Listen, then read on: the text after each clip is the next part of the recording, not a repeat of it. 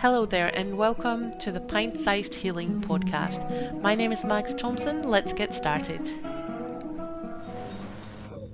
Now, this may seem like a little bit of a tangent, and you may even wonder what it has to do with healing.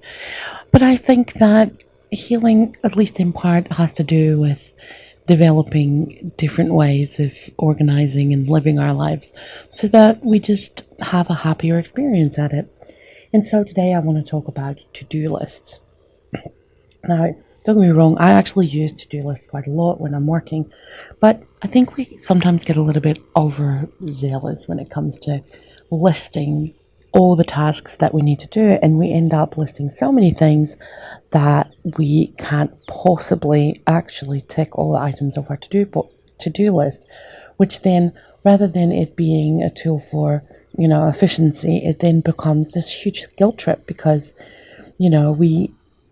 we have this list of all the things that we should be doing or that we feel we should be doing, and we're not catching up with ourselves, right? So this makes us feel bad about ourselves because why can't we stay on top of our to-do list and everybody else seems to? Well, let me tell you that most people can't, because we list too many things on our to-do lists. And sometimes we even list like these big huge projects on them, and they're like one little tick box, but there's something that will probably take 6 months to actually create or develop. So, there's some things that you could do to kind of counterbalance that a little bit. And for example, with if you put something like huge on your to-do list, then maybe cut it into smaller pieces so that you can actually, accomplish some of the tasks that will then, that will then continue to sort of grow into this larger task. But another thing that an idea that I quite like. This is comes from Barbara Fredrickson, who teaches positive psychology at the University of North Carolina. I've actually done one of her courses, and she looks at the idea that positive emotions help us grow, whereas more negative responses are part of our sort of survival strategy, right? And so, I mean, they are definitely useful and we should kind of push them away. However, by cultivating more positive emotion, we get into more of a creative flow mindset. And I think as survivors of abuse, we are so used to being in those survival emotions, right? We'll be fearful or or angry or those kind of things that deal with, I always say, deal with that tiger in the road, right? Because that's where we're at, that's where our life is at. And so as we're healing, I think it's really important that we start to cultivate those more positive emotions. And one of the suggestions that Barbara Fredrickson has with regard to to-do lists is, rather than listing items of things that you should be doing or would like to be doing, list feelings that you would like to elicit. So I thought about this yesterday because I needed to clean the house, and cleaning the house is always one of these things, right? We need to do it regularly, and we put vacuum cleaning on our to-do list, and it just sits there because, well, I don't know about you, but I don't really like vacuum cleaning, and so it just sits there until we finally get around to doing it. But we don't feel great about it because, well, not only do we have to do for the house, but also we've been just sitting there kind of dreading the moment that we had to get the vacuum cleaner out, right? And so rather than that, I thought, okay, so what is it that, why is it, I mean, okay, that's going to sound weird maybe, but why is it that I want to clean my house, right? And it is the feeling after the house is clean that is so nice, right? Because you feel like you've accomplished something, and it just, the house feels lighter, right, in energy. At least it does to me.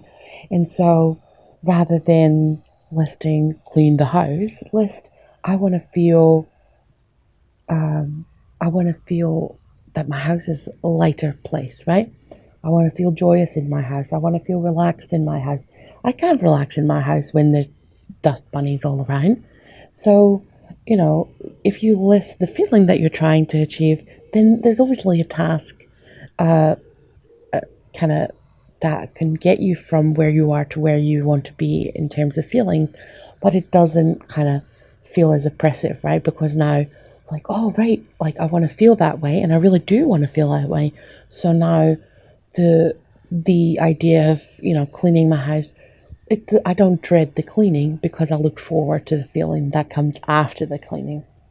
So I thought that was a very interesting way of looking at that. And also, one of the things that I do as well is like, if you're going to make a to-do list about your day for your day, then also include the things that you're really looking forward to. The more things you look forward to that you add, the more fun it's going to be to work through your to-do list. And it kind of ties in with that idea of, list the feeling that you want to elicit, and make it a more positively oriented list. But it can also just be things like pet the cat, meet your partner for a drink after work, whatever. But things that are relaxing and fun, and that maybe we ordinarily don't make enough time to do. Put those in your to-do list so that you have fun things in there as well. And it just, I think too often we are so caught up with our busyness, and